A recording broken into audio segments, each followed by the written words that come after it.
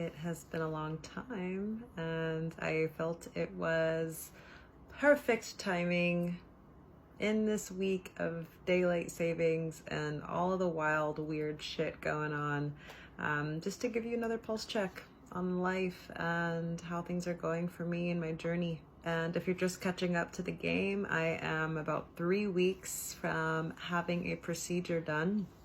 I got my breast implants removed after having them done for 10 years. I got them done when I was 20 years old, and I love that 20-year-old me. At the time, that was one of the best, biggest investments that I felt at the time I could have made.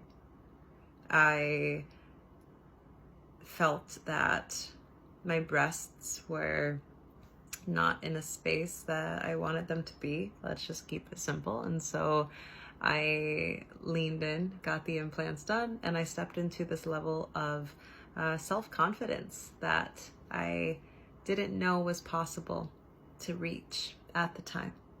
Okay? It's important that I share it like that, because when we are operating in this society that we feel that we have to be a certain way to be deemed accepted or be deemed attractive or physically acceptable, whatever the case may be. And for some of you watching, it may not be implants. And for me, my breast implants were like these safety bumpers, so to say. If you think of like bowling and you put up the bumpers to make sure that you don't hit a gutter ball, these were my bumpers to support me in reaching a level of confidence where I'm like, yeah, I want to explore and have experiences that maybe I wouldn't have necessarily had I not had the implants, and these bumpers supported me in stepping into this unknown, uncharted territory of loving my body. And what I didn't realize was that by me getting the implants, I actually signed myself up for one of the greatest love journeys that I've ever could have signed up for. I just didn't realize it at the time. Because whether it is implants, maybe it's the way that you wear your makeup, or the way that you make sure that you look before you step out of the door of your house in case someone sees you, how you dress, the way our physical bodies look, your physique. We all have different safety bumpers that are so deeply ingrained and programmed through society, passed down to us through parents and grandparents of how we are supposed to be able to belong. These safety bumpers only get us to, if you're following the journey in the rabbit hole, which I definitely did, I'm like, oh, what's next? Okay, what's next? I reach this level of confidence. What's next? And I continue to dive into these inward experiences of how do I reach a deeper love with myself? How do I find the most authentic, the most in alignment with my integrity version of myself? And as I got to this level and I reached this point in my journey through so many inward experiences of healing traumas and shadow work and exploring and healing and discovering so many spiritual endeavors and journeys and medicinal experiences and very pivotal moments of my life, of my evolution as Luna, as Lauren, as a human being. I got to a point where I didn't desire my implants anymore. I outgrew them. I outgrew the bumpers, the training wheels, so to say, of my confidence.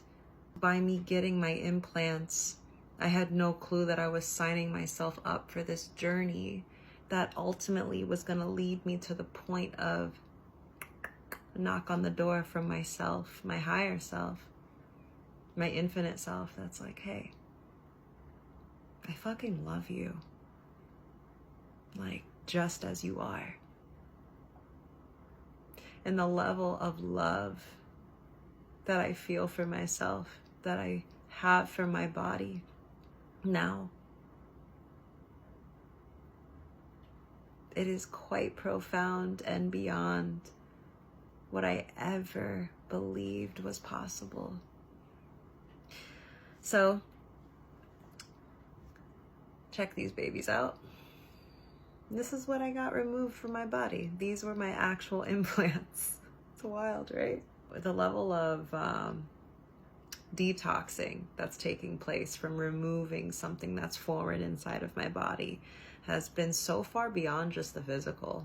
This is a detox and a purging that I'm feeling on a mental level, on a spiritual level, on an etheric level, an energetic level, an emotional level.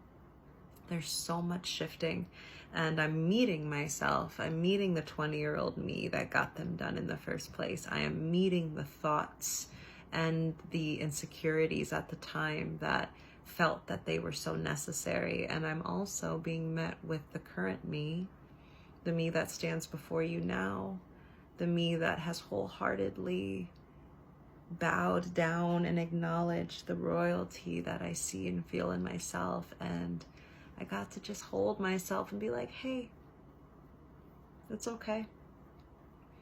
It's okay. I totally get why you made those decisions that you made in the past. And it's great because now I don't need them anymore. Those decisions and those ways of believing, those ways of being aren't in alignment. And that's cool. And that's great. And so there is no shame around whether someone has plastic surgery or doesn't. This isn't good, bad, right, or wrong. This is solely the evolution of what's possible with loving self. The depths that can be reached if you so choose. And I chose that for me. And it has been one of the greatest gifts that I could have ever given myself.